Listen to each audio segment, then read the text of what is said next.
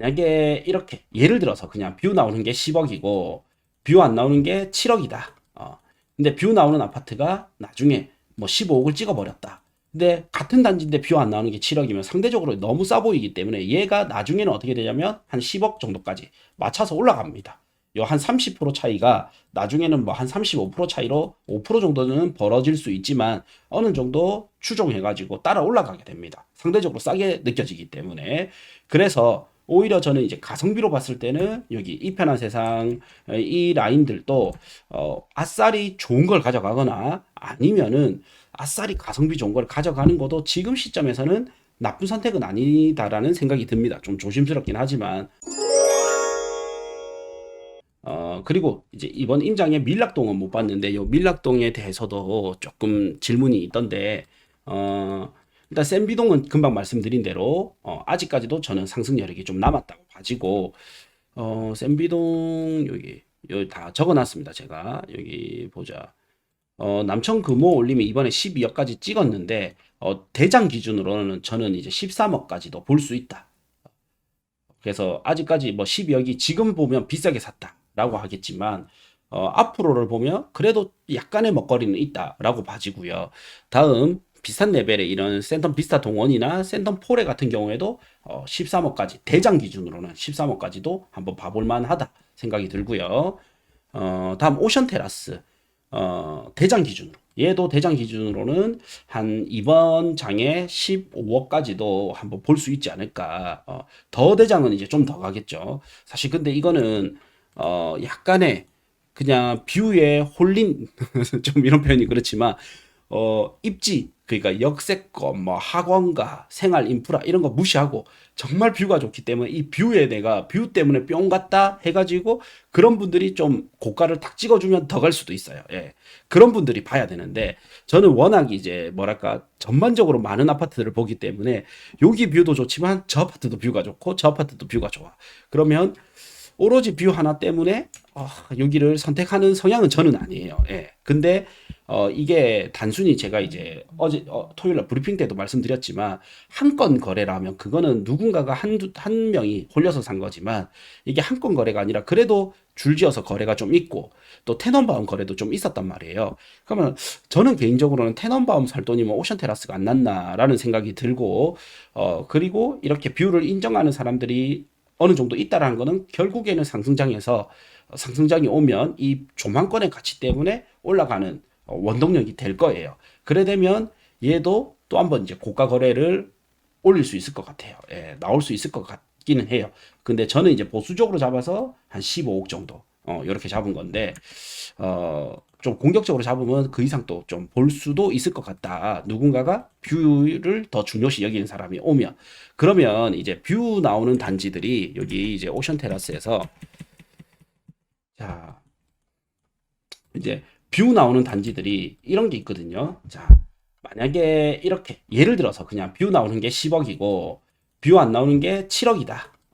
근데 뷰 나오는 아파트가 나중에 뭐 15억을 찍어버렸다. 근데 같은 단지인데 뷰 안 나오는 게 7억이면 상대적으로 너무 싸 보이기 때문에 얘가 나중에는 어떻게 되냐면 한 10억 정도까지 맞춰서 올라갑니다. 요 한 30% 차이가 나중에는 뭐 한 35% 차이로 5% 정도는 벌어질 수 있지만 어느 정도 추종해가지고 따라 올라가게 됩니다. 상대적으로 싸게 느껴지기 때문에. 그래서 오히려 저는 이제 가성비로 봤을 때는 여기 이 편한 세상 이 라인들도 아싸리 좋은 걸 가져가거나 아니면은 아싸리 가성비 좋은 걸 가져가는 것도 지금 시점에서는 나쁜 선택은 아니다라는 생각이 듭니다. 좀 조심스럽긴 하지만 좀 소신 발언을 하자면 네. 나쁜 선택은 아닌 걸로 이렇게 좀 보입니다. 네. 자, 요렇게 하면 뭐 밀락동 아파트는 뭐 요거 하고 요게 좀 다죠. 그리고 이제 초기 재개발 구역들로 오면 초기 재개발이 이제 바닥은 좀 지났습니다. 재개발이라는 거는 이제 우리가 기축 아파트를 놓치게 되면 요 재개발로 오게 되거든요. 사람들은 대부분은 어떠냐면 신축 분양권을 놓치거나 여기에 대장급 기축 아파트를 놓치게 되면 그 다음에 보세요. 기존에 아파트가 있어요. 이걸 기축 아파트라고 합니다. 이 중에서도 손하는 건 신축 아파트인데 이 아파트가 먼저 빵 올라갑니다. 먼저 선행해서 올라갑니다. 누구나 신축을 좋아하기 때문에. 그리고 나면 분양권 아파트가 올라가요. 왜냐면 이게 분양권이 예비 신축이거든요. 지금은 이게 권리지만 나중에는 예비 신축이 된단 말이에요. 그래서 분양권이 올라가요. 그러면 재개발 재건축이 그다음 올라갑니다. 재개발 재건축이 예비 분양권입니다. 예비 분양권. 예, 이 순서대로 가게 되거든요. 그래서 이렇게 재개발 재건축 타이밍이 오는데 이 중에서도 이제 돈이 많은 사람들이야 어느 정도 입지도 좋고 어느 정도 진행된 아파트를 보겠지만 돈이 작은데 미래를 보는 사람들 뭐 자녀 앞으로 하나 주고 싶다라든지 아니면 나는 좋은 거는 사고 싶은데 어설픈 거 사서 묶이느니 차라리 시간을 더해서라도 미래에 좀 좋은 게 될 수 있는 거를 원하는 분들은 여기 광안리 지역이나 동래구 지역에 초기 재개발을 보게 됩니다. 다른 지역의 초기 재개발은 아직까지는 좀 이르고 리스크도 좀 더 크단 말이에요. 그러다 보니까 강안리 쪽부터 해서 먼저 사실은 바닥 찍고 약간은 올랐습니다. 꽤 올랐습니다. 그럼에도 불구하고 저는 아직까지 타이밍은 막 너도 나도 없이 이런 불장은 아니기 때문에 그래서 선별만 잘하면 저는 아직까지도 이번 장에 재건축이 완공까지는 힘들 수 있지만 한번 시세 상승은 조금 보고 갈 수도 있을 것 같고요. 아니면은 아예 길게 보고 15년 정도 이래 보고 그냥 10년, 15년, 뭐 많게는 20년 이래 바라보고 그냥 자녀분 이름으로 뭐 자녀분 통해서 뭐 이렇게 사는 아주 장기 투자용으로 보는 것도 뭐 나쁘지도 않아 보입니다. 그래서 이번에 내가 이왕 초기 재개발을 간다면 이거는 너무 리스크가 있기 때문에 조심스러운데 차라리 그냥 입지라도 좋은 데를 가져가는 게 유리하지 않을까. 재개발인데 시세가 싸다라는 거는 두 중에 하나거든요. 입지가 안 좋거나 예, 속도가 안 나거나 이 두 중에 하나인데 아직 초기 단계거나 입지가 안 좋거나인데 차라리 입지는 좋은데 진행이 많이 안 돼서 싼 거를 가져가야 나중에 여기가 속도만 붙으면 가격이 오를 수 있단 말이야. 근데 속도는 좋은데 입지가 안 좋은 거는 시간이 지나도 입지가 좋아지지는 않는단 말이에요. 크게 좋아지진 않아요. 그래서 여기 초기 재개발일수록 확실히 이제 이 리스크가 있지만 확실히 입지만큼은 가져가는 게 아마 유리할 겁니다. 네.